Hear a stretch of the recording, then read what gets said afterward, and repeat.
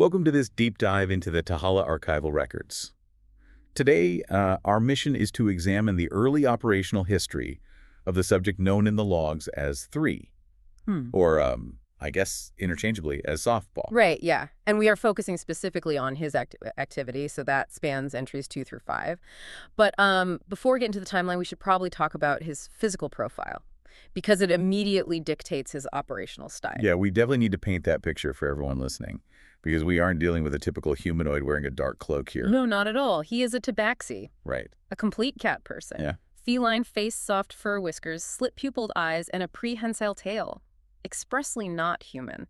We're analyzing an operative whose literal feline anatomy gives him unparalleled silent agility. And that agility absolutely drives his introduction right in entry 2. So aboard the Sandpiper, which is this awful rotting ship. Yeah, terrible place. And while heavily armed operatives like Orthez and Jay are loudly boarding the main deck, Softpaw is already positioned high up in the rigging. Actually trying to collect a debt from a sailor? A debt Yeah. of all things, right? Up in the rigging. But his reaction to Orthez and Jay boarding tells us everything about his threat assessment. Right. He doesn't engage. He doesn't engage, he doesn't announce himself, he simply freezes and observes. In a squad that relies on thick armor and massive weapons, Softpaw naturally slots right into the role of the shadow asset. Gathering intelligence from an elevated, unseen position before making any sort of tactical decision. Exactly. And that initial overwatch seamlessly translates into active infiltration a bit later in the investigation. We see him pair up with Bones the Monk. Oh yeah, to bypass the main decks entirely. Right. They move on the Sandpiper's officers' quarters and discover the eerie, empty clothing of the vanished crew. Which is such a creepy detail. Yeah. But the synergy between a monk and a rogue in that enclosed environment, it completely shifts the group's tactical dynamic. Oh, for sure. A heavy fighter would have disturbed the crime scene or triggered defensive measures immediately. Drawn aggro right away.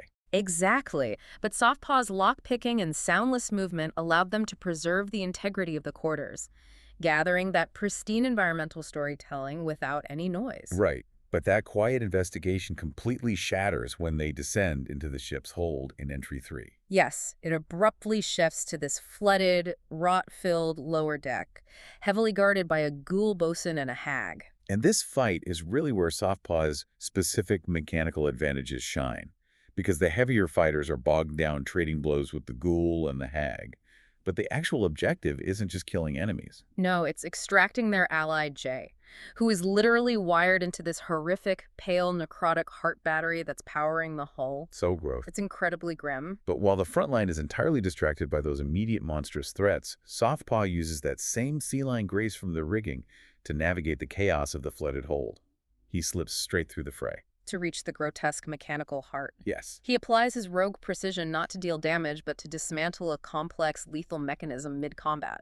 Right, slicing Jay free from the necrotic battery required a surgical touch that a broadsword simply couldn't provide. He essentially turns his sleight of hand into a vital extraction tool while the enemy's attention is pulled elsewhere. Looking at the totality of the paper trails investigation, his early impact is undeniable.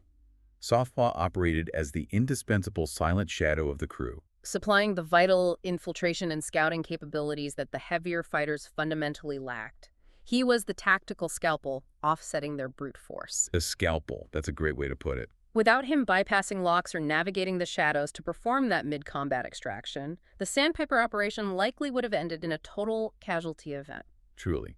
So as you review these early Tahala archives on your own, consider the circumstances of his very first appearance. A lone Tabaxi rogue, isolated high in the rigging of a cursed, rotting ship, trying to collect a debt. What kind of dangerous leverage was he pursuing in that moment? And what does taking that level of risk say about the secrets he carried in the Tahala underworld?